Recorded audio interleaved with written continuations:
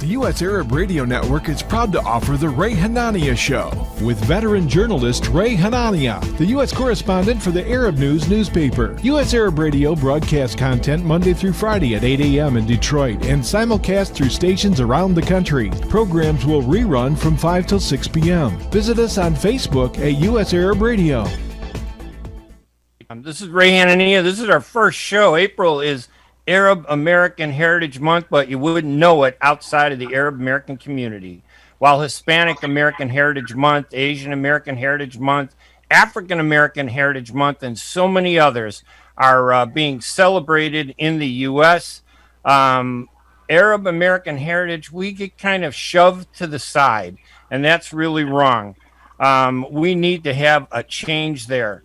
So I am going to change that with broadcasting radio with the help of a lot of sponsors, including our main sponsor, the Arab News newspaper, every Wednesday morning here at 8 a.m.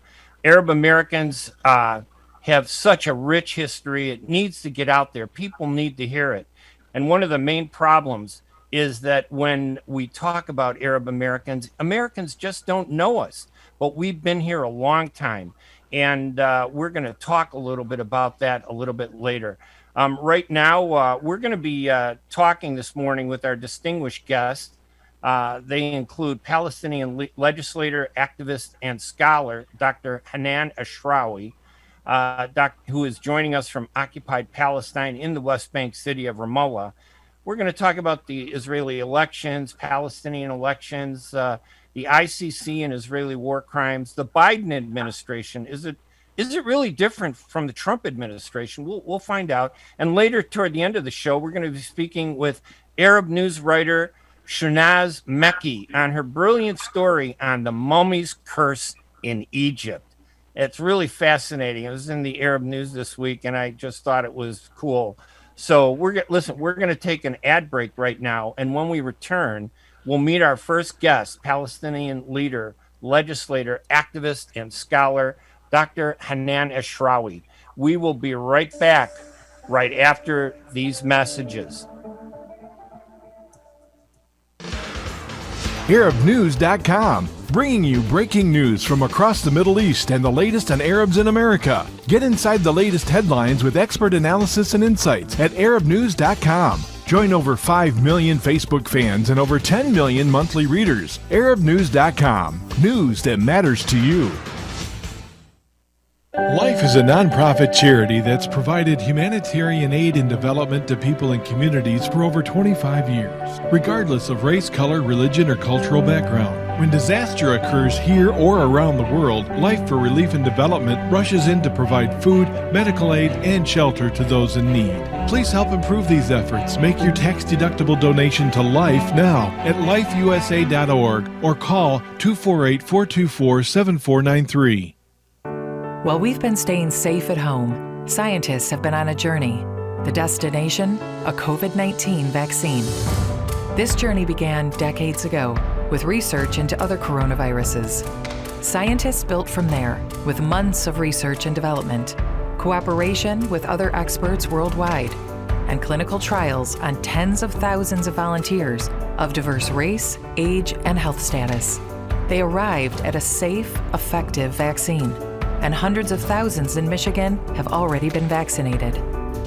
But the next step is ours. We need to get the vaccine when we can. Keep wearing masks correctly and taking precautions until we reach our destination, freedom from COVID-19, and getting back to the lives we love. Discover the facts for yourself at michigan.gov/COVID vaccine. A message from the Michigan Department of Health and Human Services. Get ready for an amazing experience at Ishtar Restaurant on 15 Mile Road in Sterling Heights. Enjoy excellent hospitality from owners Ali Al-Baghdadi and Fatty Bonham, serving the best in Mediterranean food. Try Chef Ali Al-Baghdadi's famous shawarma, the best Iraqi grills and food, and the best Arabic and international dishes. Dine in our authentic atmosphere or take out. Call 586-698-2585 or check us out on Facebook. Ishtar Restaurant practices all CDC CDC guidelines and is open every day 11 a.m. to 10 p.m. Have an amazing experience today at Ishtar Restaurant, 3625 15 Mile Road, Sterling Heights. And we're back on live radio here at WNZK AM 690 Radio in Detroit, Michigan, broadcasting to Michigan and Ohio, and WDMV AM 700 Radio in Washington, D.C., broadcasting through Washington, D.C., Maryland, Virginia, and parts of Pennsylvania. And we're streaming live on Facebook.com at Arab News. You'll want to check that out, obviously, if you're not in our area. I'm Ray Hanania, the Arab News Special U.S. correspondent and columnist, and your host, with my guest this Wednesday morning, Dr. Hanan Ashrawi, a well-known Palestinian leader, legislator, activist, and scholar who served as a member of the Leadership Committee and as official spokesperson of the Palestinian delegation to the Middle East peace process beginning in Madrid in 1991. Dr. Ashrawi, thank you so much for joining us this morning. Thank you, Ray. It's good to be with you. It's phenomenal to see you, and there's so many things, as you had pointed out when we were talking just prior to the show start. First, I want to ask you about coronavirus. What impact, how are things for the Palestinians there? Well, we're undergoing the third surge, if you will, of the coronavirus. We, as you know, we haven't had vaccines until just very, very recently, and just a bit. We are under occupation, so we do not control our borders, our airspace, our territorial waters. Israel does. And at the same time, our economy is in shambles, not just because of the coronavirus, but because Israel also withholds a lot of our tax money and, of course, exploits our resources and steals our land as well. So the overall situation was already disastrous before the coronavirus struck. Right now, we really have quite a high percentage of infections, of people infected, and of people who have died as a result. And our hospital occupancy has reached even over 100%. And we're trying to set up field hospitals, and we don't have enough equipment and machines and so on. So it's a bit drastic given everything else. It sounds it still sounds bleak. I mean, it's terrible. I mean, even when I've gone there, as much as it's great to see all the people there and everything, the relatives, the family, you, others, it's still a difficult time. And how has that changed? I mean, since Trump now and we're in the Biden administration, isn't there any relief at all, or is it just minor? Is it significant? What's the difference between the two? Well, the Trump administration certainly, went way beyond the pale. And in many ways, they became hysterical supporters of Israel, and they moved from being the regular, American patrons and supporters of Israel to being partners in crime with Israel. And they moved to an active policy of taking unilateral steps, undermining Palestinian rights and realities, and of course, destroying the chances of peace. They joined forces with Israel, with the extreme fundamentalist elements, whether the Christian fundamentalist evangelicals, Zionist evangelicals, or with the Jewish fundamentalists and Zionist fundamentalist ideologues, or whether with the pro-Israel lobby. They even set up a whole body of people who were extreme right-wing racist groups that were in charge of decision-making. So the whole logic of Trump was, in order to serve his interests in elections and Netanyahu's interests in elections, let's bash the Palestinians into submission. Let's give Israel everything it wants. Let's destroy Palestinian rights and the possibility of a viable Palestinian state. And let's deliver the Arab world to Israel. And let's remove the term occupation from the lexicon. Let's legitimize land theft and settlements. Let's give Israel more leeway, more space to continue with its illegal measures. This was Trump. It was one of the most destructive, hateful, extremist phrases in Palestinian-American relations. But when we look at the end results, is it really any different when, I mean, one person was a partner with the Israelis. Now we're back to independent or, neutral. The U.S. has never been neutral. I've always assumed the U.S. was a partner with the Israelis from the beginning. But Absolutely. This is less destructive, is what you're saying now. Yeah. But that's still not good, though, is it? That's not. No. It doesn't do us much good. But the one thing is that people, gave a collective sigh of relief that Trump is no longer there. But it doesn't mean that they look at Biden as the savior. Right. No, because what emboldened Trump and the Israelis was at the beginning the failed American policies that now Biden seems to think he can go back to as the status quo ante and maintain the strategic alliance. As they say, the relationship between Israel and the U.S. is sacrosanct. Right. So there's no such thing as a sacrosanct relationship. Israel is violating international law, international humanitarian law. Israel lives outside the law, so to speak. It is an occupying power holding a whole nation accountable, holding a whole nation captive.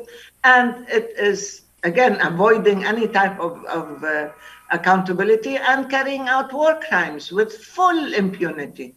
So when you say there's no daylight between us and Israel, or it's a sacrosanct relationship, it means you are reaffirming this partnership, that you are giving Israel room and time and space to continue with its policies, so long as it is not held accountable and Palestine is not protected.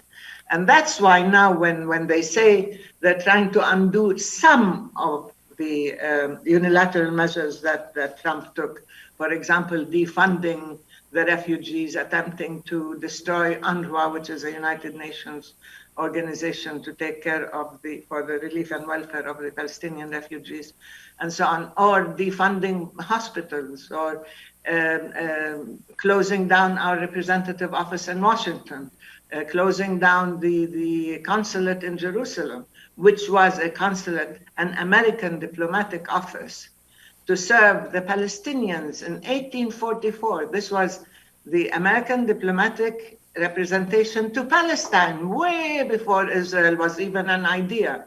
It was established in 1844. And now they're trying not just to dictate the future, they're trying to undo the past. So now when they're saying we will undo some of the things, it means they are keeping the major issues in place, like, moving the American embassy to Jerusalem, which is unacceptable. Well, I know that Trump did things that the U.S. technically said they weren't doing, but they were really doing. Yeah. I mean, they treated East Jerusalem like it was the capital of Israel. Trump comes in, he puts a curtain around it and says, now we have furniture, we got a front room, it is ours.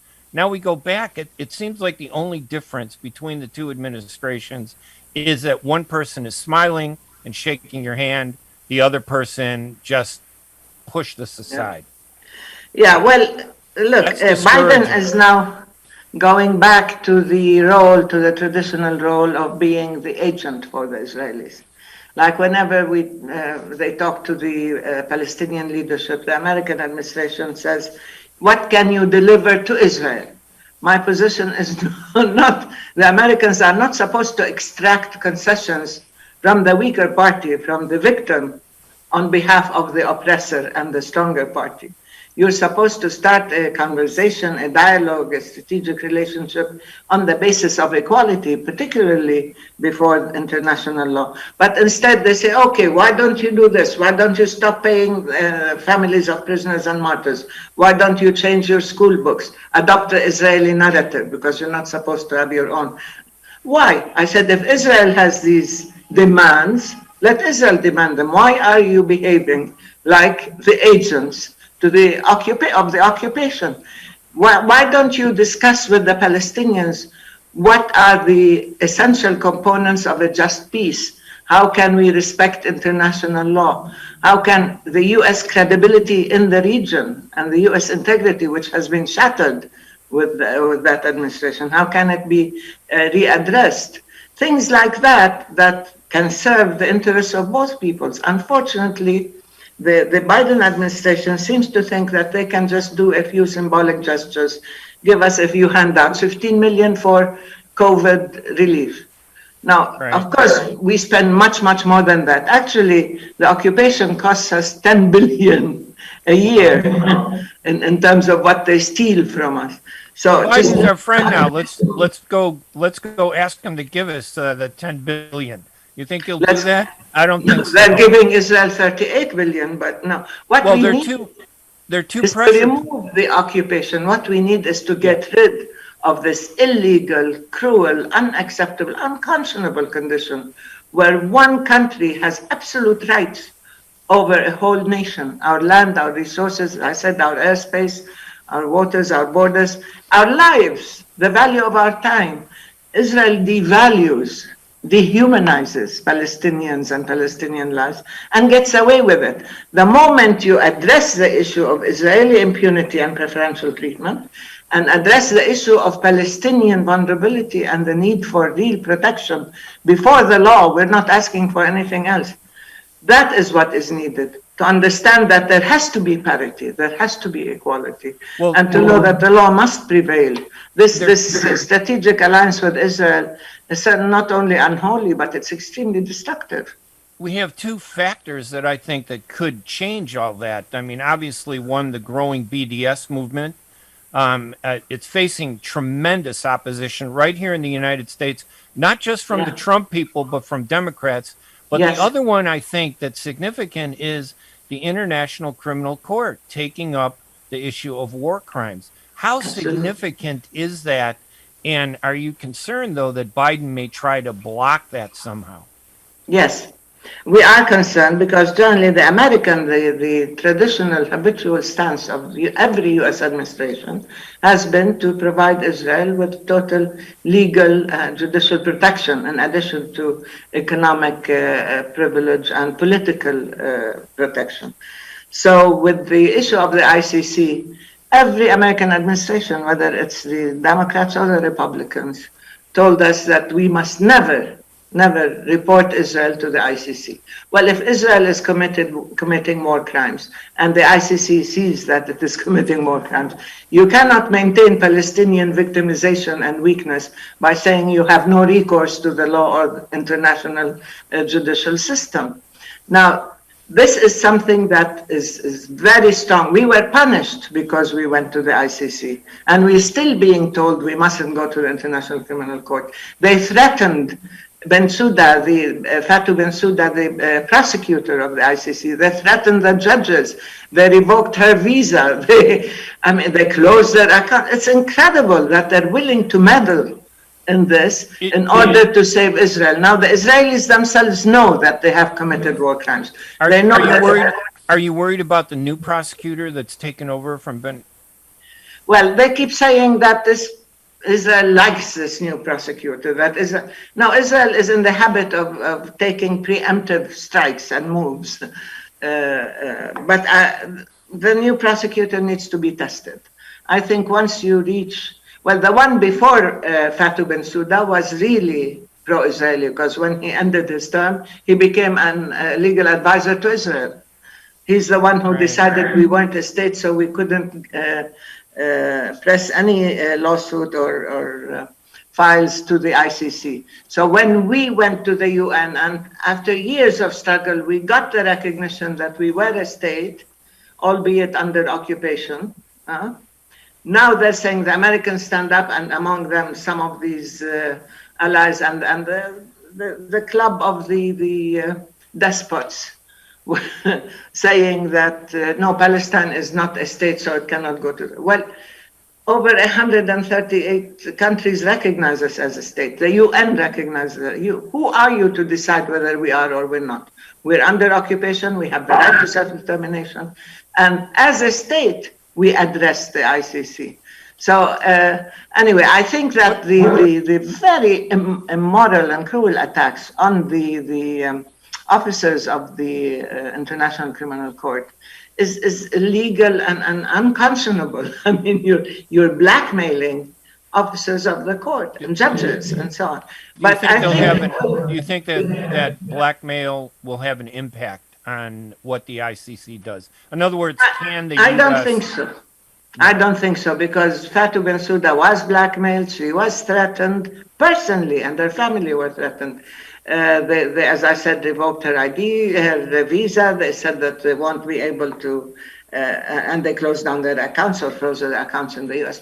But they didn't succumb because she started the investigation. She was first a preliminary investigation, and then the judges resolved that there is enough evidence and that the court has jurisdiction over Palestinian territory to be able to pursue this. Now, the Americans and some Europeans and, as I said, the club of despots are trying to rescue Israel from the consequences of its actions. And Israel is sending envoys all over the world and is stepping up a campaign, a Hasbara campaign. As you know, their lobby forces are in full swing, trying to pressure people, whether through blackmail or through bribes, not to cooperate with the ICC. But I think the train has left the station. This has begun. We are members of the Rome Statute, and we will pursue this because Israel is committing international war crimes and is violating the will of the international communities, and it is an ongoing process. It is not a one-time thing. It's not in the past. It is happening. The settlements are happening. They are a war crime.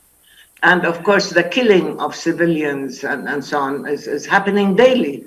And that's a war crime. The way it tortures and treats prisoners is happening, and it's happening all the time. These are all war crimes or crimes against humanity. So they must be addressed. And I don't know, it depends on how much pressure, because the US also is in the habit of using either blackmail or bribery in order to influence political decision-making. Look at what it did to deliver the Arab world to Israel, normalization with Israel. Who's against normalization? Well, you're normalizing an abnormal situation. That's what you're doing. You're rewarding aggression and lawlessness. So anyway, everything is a struggle. Everything is a resistance. And I tell you frankly, BDS is, to us, it is really ironic that governments like the US and local state governments are willing to violate their own people's rights to freedom of expression, to the right to choose to be ethical consumers and ethical investors, to make up their own mind about a situation which is cruel and illegal and oppressive. And yet they're telling them, if you do that, you will be punished. It's amazing that they're willing to punish their own people, deprive them of their rights and freedoms for the sake of Israel. Yeah, they threatened Americans in 27 of the 50 states that if you do not renounce a boycott of Israel, which is unheard of. In all the years of politics in the U.S., I've never heard of that, but they have gotten that through. Well, just to remind our listeners, we're talking with Dr. Hanan Ashrawi, well-known Palestinian leader, legislator, activist, and scholar. This is the Ray Hanania show on WNZK AM 690 radio in Detroit, WDMV AM 700 radio in Washington, D.C., here on the U.S. Arab Radio Network, broadcasting live at Arab News on Facebook to millions of people, Hanan. What's the hope, though? I mean, seriously, I know we can always talk about the problems, and I grew up with this. You've grown up with this. What changes? What is going to change things? What's needed to make things different? What do we need to do? I believe that knowledge is power, and I believe things are changing. I believe that the world public opinion in the US and elsewhere, that there are people who are waking up, who are learning what's happening and unlearning the inherited and stuck version of Palestinian realities, who are beginning to see what's happening and who are standing up and creating a network of solidarity, of like-minded people. We have become part of this global conversation on human rights, on justice, on freedom, on a global rule of law. And we do have allies, whether it's in minority groups, whether it's in academic circles, whether it's in among indigenous peoples, women's movements, and so on. All the people who share the same values of freedom and justice and human dignity and equality and so on are beginning to include Palestine in their discourse and their agenda. This is important because Palestine was a taboo. It was the unmentionable. We were supposed to be the silent, invisible victims. This is what Israel did to us even way before when they started the establishment of Israel on Palestinian land. They said this was a land without a people. Huh? Right. They sold that. They sold that perception. They sold that idea, that message, which leads me to ask you, I mean, I agree with you, knowledge, getting our story out, but honestly... It's not enough, no. Well, we've never done it. We've never done it.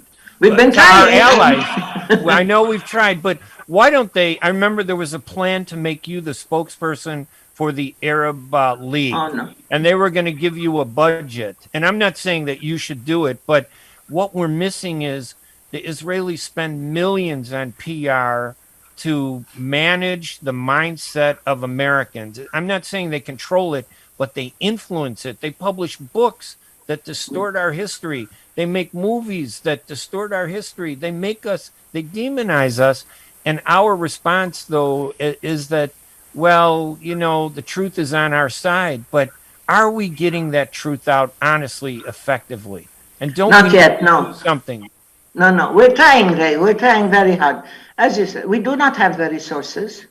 We do not have the human resources. We do not have the funding. We do not have access.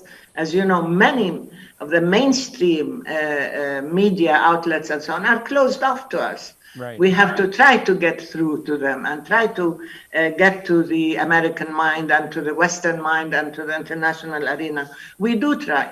We are motivated. We do have a just case. And once people know, they change their minds. But the thing is, Israel has had the full control over the airwaves, over the public space, over people's perceptions. Now we're facing the challenge of having to make people unlearn what they have been taught all these years. Let's take it back. Let's take it back from them. Let's take it back. Yes, I'm exactly. You, it's not that hard. We can do it. No, it is hard. We've been trying. Look, ever since I was a student, I've been trying very hard. I was asked, yes, to be spokesperson, but I respectfully declined because I don't see myself as anybody's spokesperson. At the Arab League that time. Yeah, and the Arab League, of course, I disagree with many decisions that Arab governments are taking. So I cannot justify these things. And so in many ways, my commitment is the Palestinian question, the Palestinian people, Palestinian rights, Palestinian freedom, Palestinian right to live in dignity and freedom on their own land, to just be like other people. So this is something we need to do, and we have to do it, whether from Palestine or Palestinian Arab Americans or people of conscience all over the world. This is happening, but this is only one aspect. We need to hold governments accountable. We cannot just talk to public opinion who are moving. Now, as you know, they are within the Democratic Party, there are people within Congress who are daring mention the Palestine word, right. The people.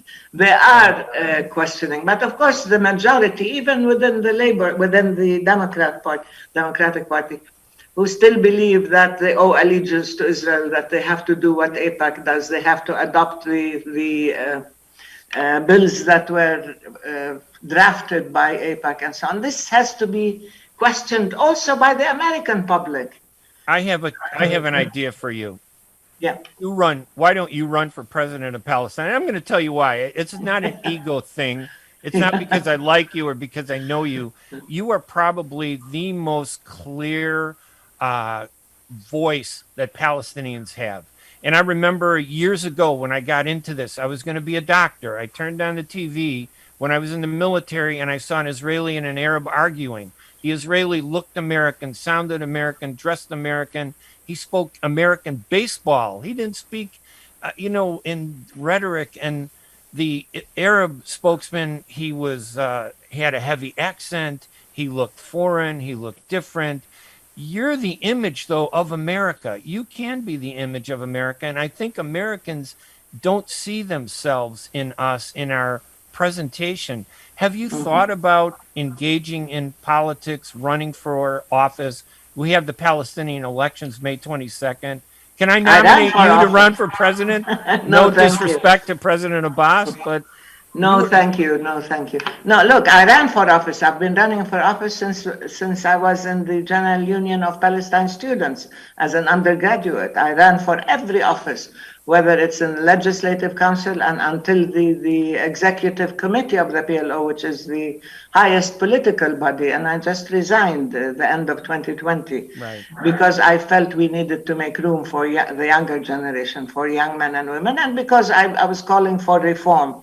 And we do need to change. We do need within our own body politic, within our own system.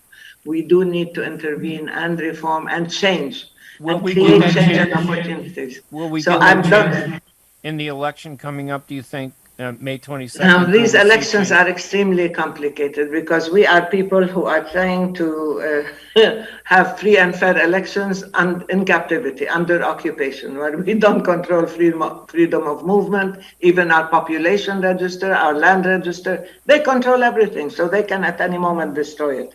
And at the same time, that intervention would taint people's decisions. So let me say that we do have already, people are very excited. They want to see change. They want to have elections. We have over 26 lists so far. The end of the day, we will see how many have registered, how many lists. Independents and progressives and religious groups and so on. Everybody wants to take part because people are thirsty to exercise their democratic right, to take office, to hold their leaders accountable, to change them, to replace this. Is there any chance to unite the Palestinians in the West Bank and the occupied areas with the Palestinian Israeli citizens? In other words, the Palestinians in Israel, the citizens there have had some successes. They go up, they go down, as they did in this last election. Mm-hmm. Is there any hope for them to play a critical role in this process? Any more than they're doing, or are they always just going to be a small minority group inside Israel? Well, it's very difficult because the Palestinians in Israel are the ones who stayed in 48, who weren't expelled or killed when the State of Israel was created. So now there are 20% numerically within the State of Israel, and they did become Israeli citizens. Palestinian national identity, but Israeli citizens. So they are bound by Israeli law, no matter how discriminatory that is. Of course, we know how it is, which is based on what was recently adopted as a basic law of the nation-state law, and that only Jews have the right to self-determination in Israel, which is blatantly discriminatory. Right. But anyway, they are there. We cannot claim sovereignty over part of the Israeli population, but we can claim identification and national identification. That's different. So while they themselves have their own problems running for elections, as you know, they had a joint list and they got up to 15 seats in the previous elections. Then that joint list fell apart and they went down to 4 and 6, which is incredible. I mean, as 20% of the population, they should. Yeah, here the joint list got 6 when it had 15. And the Islamic group ended up separating on the basis of, ironically, of an agreement with Netanyahu, the extreme right-wing racist guy in Israel. And there's a guy, in spite of all of his problems, he actually thinks out of the box. The unbelievable chutzpah to think that he can appeal to Palestinians to support him is mind-boggling to me. You know, Hanan, I've invited, and the Arab media, we've tried to get U.S. Secretary Anthony Blinken to come on the show. We've invited their staff. They've turned, they just turn a blind eye to us, not because of who I am, but I think there's this issue about, well, he's Palestinian or this is Palestine. What is the relationship with Blinken? Has he come to the West Bank? Has there been any substantive movement in terms of what he's trying to do? No, not yet. They say very openly that Palestine is not a priority issue for them. And therefore, it means that Israel has a free hand to continue to create facts unilaterally, to preempt any type of solution and to dictate and to create facts that are destructive. But they all, and of course, they left in place many of Trump's horrible legacies. They are still in place. They haven't removed them. So they're, bits and pieces here and there. They're trying to sound nice, but at the same time, they are still using the same old pablum, the formulaic language of the past, We are for the two-state solution, pat ourselves on the back, and that's it, do nothing about it. Now, even Trump talked about a two-state solution. If you Bantustans, and you can call them a state if you want. But that's not it. That's not the issue. They do not have the vision, the boldness to be able not just to think outside the box, but to be a corrective force, to understand that the failed policies of the US have not only destabilized the region even further, emboldened autocratic or despotic systems, but it has also undermined American standings and interests in the region. So we need Biden. He hasn't been to the region. He has his own, third, fourth level people talking to our guys. Yeah. And at the same time, they're just presenting what is good for Israel, to ask the Palestinians to. I said, we gave at the office. We have nothing left to give. Yeah, and I don't anticipate, and I get from what you're saying that the public shouldn't anticipate any real movement over the next 4 years. No, we can expect stabilization. We can expect if the Arab American, if our allies, if the people within in Congress, there are so many members who defeated pro-Israeli candidates. Look at Jamal Bowman, look at others. I mean, it's not just Rashida Tlaib and Ilhan Omar and others. There are many now who dare stand up to the pro-Israeli lobby, who dare bring Palestine into the conversation. We need to join forces. We need to have a common agenda. We need to have a narrative that also holds people accountable on the basis of the positions they take in the region, on Palestine, and so on. Palestinians are not a one-issue people, no. We are really a test of people's integrity, of people's conscience, of people's adherence to human rights, and all those values and principles that they claim they have. But when it comes to Israel, Israel is the exception. Israel is above the law. Israel has preferential treatment. Israel must never be questioned. The same thing with BDS, where they're willing to, as I said, violate their own people's rights in order to justify what Israel does and to hold.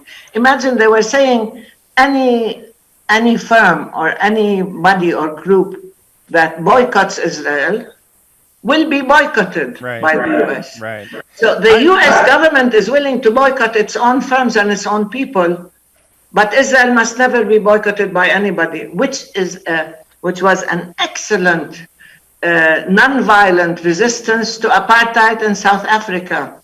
Yeah. And it is an excellent non-violent resistance to apartheid in Israel. So this has to be done. But at the same time, they go to the extreme ridiculous position. Anyway. Well, I'm still hopeful that the Biden administration, with their tone, will move in the correct direction. And I'm still I think so. They need Lincoln to be also.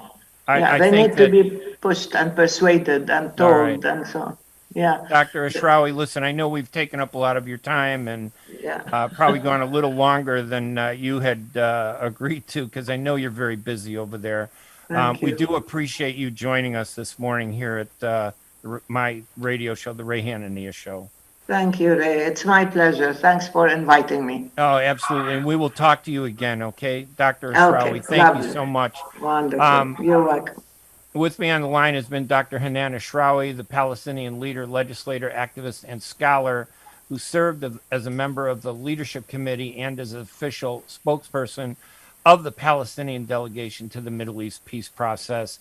I'm Ray Hanania. We're going to take a quick break here at the Ray Hanania Show on the U.S. Arab Radio Network. And when we come back, I have a great guest who just wrote a phenomenal story, Shounaz Meddy, I like to call it the story "The Mummy Returns" in Egypt, and we're going to figure out what does that mean, because this is just, when you hear this is just phenomenal. I'm Ray Hanania. We're going to take a quick break, and we'll be right back right after these messages. ArabNews.com, bringing you breaking news from across the Middle East and the latest on Arabs in America. Get inside the latest headlines with expert analysis and insights at ArabNews.com. Join over 5 million Facebook fans and over 10 million monthly readers. ArabNews.com, news that matters to you.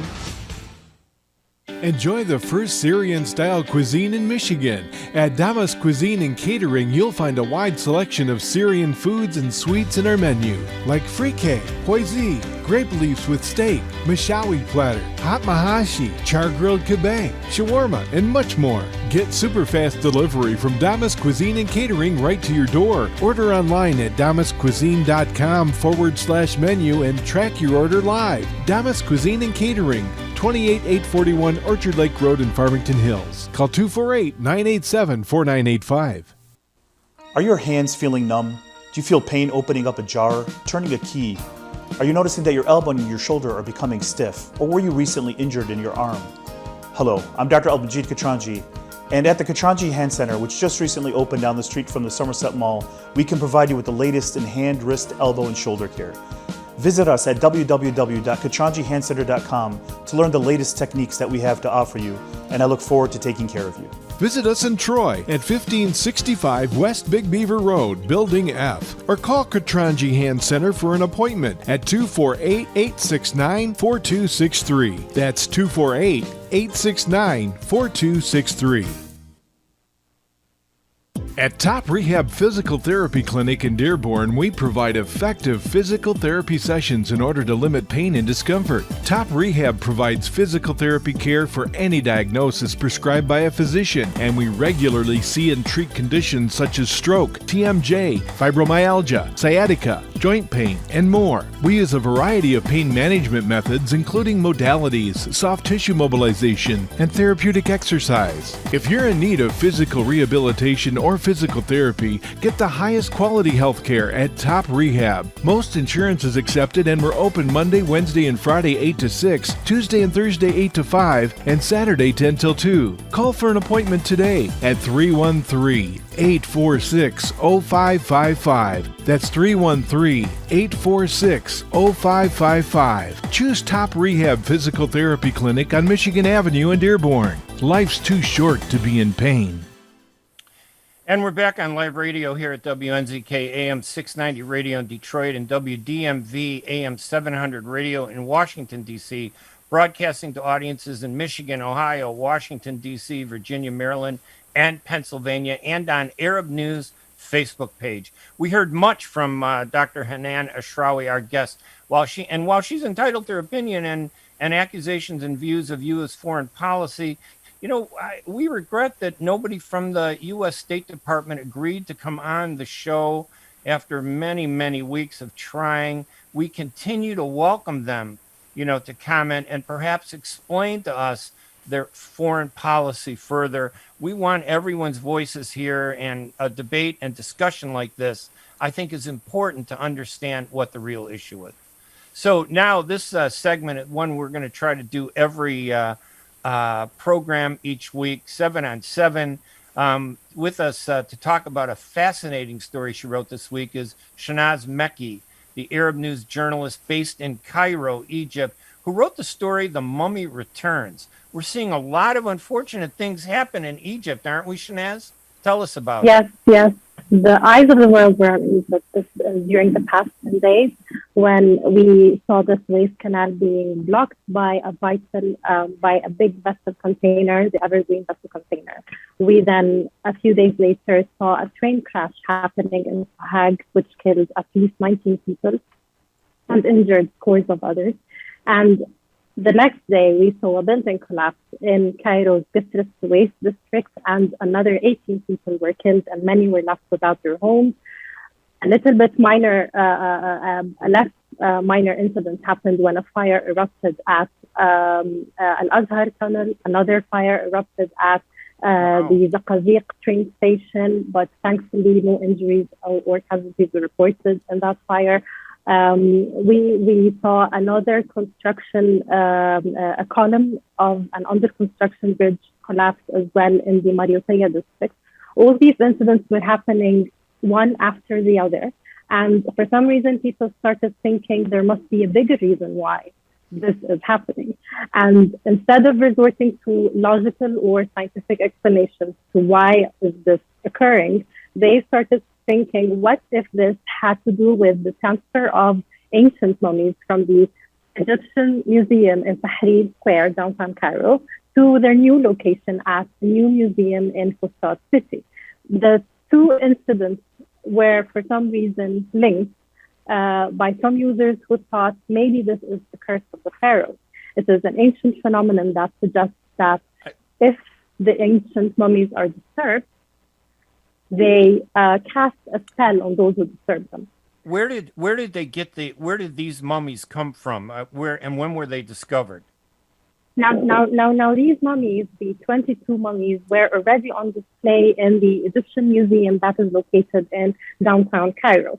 Among them are mummies for King Ramses II, Ramses III, Tutankhamun, and many other prominent kings who ruled in ancient Egypt. Now, they are now being transferred to a more advanced, a much bigger center in Fustat City, where they will be on display alongside over 50,000 artifacts that will be presenting the Egyptian civilization from ancient times until present. So this transfer is going to be a really big, important event, and it's going to take place on April the 3rd. And for some reason, because it was the topic of discussion right before what happened with the Suez Canal, when these things started unfolding, when all these unpleasant and unfortunate events started unfolding, some people thought that, what if this was a curse? Is this even reasonable that all these things are taking place around the same time? We started seeing some users share an ancient inscription that actually says, death will come on quick wings for those who disturb the king's peace. And this is when they started saying, maybe all these deaths are happening because the country is now being cursed. I used to see that expression in the movies on the big screen about the mummy returns, the bad luck, the spells, the terrible things that'll happen. I think this is how some people chose maybe the easiest twist or the easiest explanation to why all these things were happening at the same time. And of course, we had Egyptian officials who commented on that, and the famous Egyptian Egyptologist, and he was also a former antiquities minister, Mr. Zahi Hawass, commented on the matter, and he immediately said that the curse of the pharaohs can have nothing to do with any events that are currently happening in the country, but it is nice that people are thinking of the event of transferring the mummies as something that is really important, but of course it would not have any kind of impact to bigger events such as the Suez Canal or the train collision and the other minor incidents that were happening there as well. And I know that Zahi Hawass is he's famous. I mean, he's well recognized, isn't he? He's well recognized. Did you get a chance to talk to him at all about this, or were you able to? I think previously, not on this particular incident, but previously we've spoken in stories a long time ago. Now, of course, this is our first radio segment, and you're our first Arab news reporter guest. Shounaz, tell us a little bit just about yourself too. I mean, you're in Cairo. And give us a little background, of what you do and some of the stories that you look at. Being based here in Cairo, I got the chance as well to be reporting to the different Arab news bureaus, the ones in London, the ones in Riyadh, and the ones in Dubai. And in this part of the world, especially here in Egypt, there's always something interesting that's going on so many levels. And for some reason, we have a big big attention given to whatever is happening in this part of the world. And a lot of our audience as well likes to read about what is happening here in Egypt. It gives them a perspective of how the entire Arab world is, what's happening in this part of the world, and how they would maybe have a clearer understanding of the region by looking at what is happening specifically in Egypt. I've always wanted to go there because I want to see the pyramid so bad. My dad was there during World War II. Definitely. Actually, the new museum is quite a little bit, approximately close to where the Giza pyramids are also located. It would be nice to visit. How is the coronavirus impacting Egypt? I mean, I know it's such a crowded population, very dense. What's the impact been of COVID-19 on Egyptians? Actually, I think during the lockdown, just like anyone else, we've seen how this has hit the economy very, very hard, and how many people lost their jobs, or some people had their salaries reduced. Imports were affected, and imports and exports were also affected. You would experience as well a few shortages in certain items, but then as we started easing the lockdown a little bit, I think things began resuming a little bit back to normal.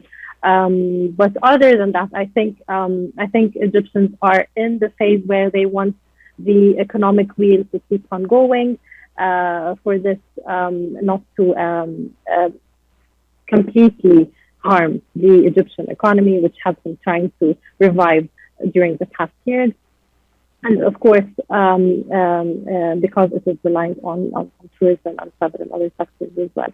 So just like any other country in this part of the world, Egypt has been also hit by the pandemic very hard.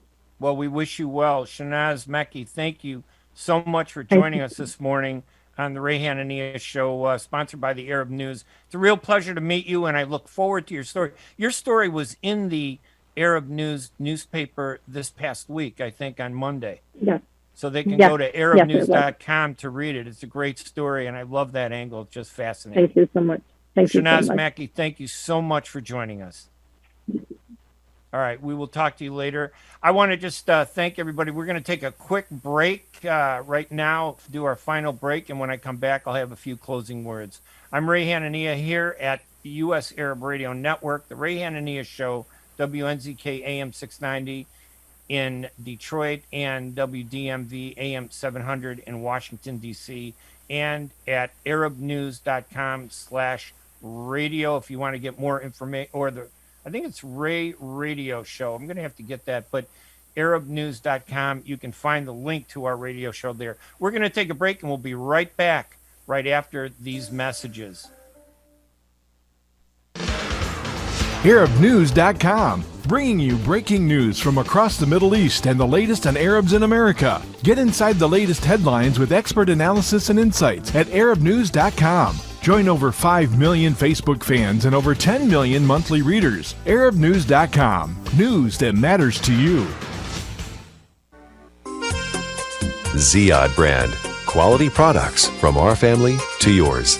Ziyad Brothers Importing offers the finest quality products, including brands like Sultan, Kraft, Nestle, Hook, Rico Picon, Donna, and many more. Ask your retailer to carry these fine products because you deserve the very best.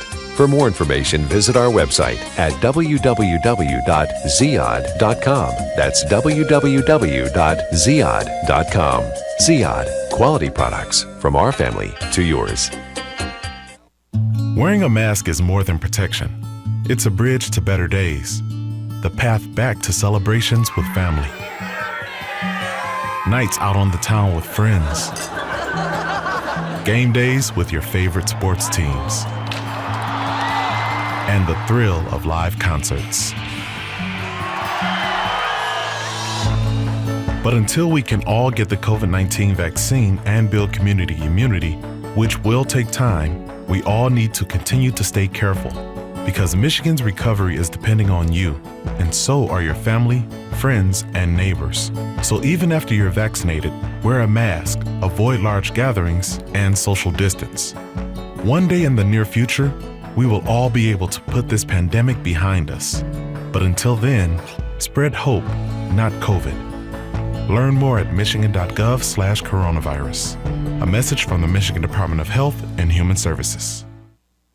Kashat's Mediterranean Market in Shish Kebab offers a great array of your favorite Mediterranean meals. Meals range from lamb specialties, shawarma sandwiches, and seafood dinners. Plus, they offer big trays of your favorite food and so much more. Kashat's Mediterranean Market in Shish Kebab is located at 32839 Northwestern Highway in Farmington Hills and is open from 9 a.m. to 9 p.m. So stop in or call Kashat's today at 248-538-9552. That number again, 248-538-9552. Kashat's Mediterranean Market in Shish Kebab will definitely leave you satisfied.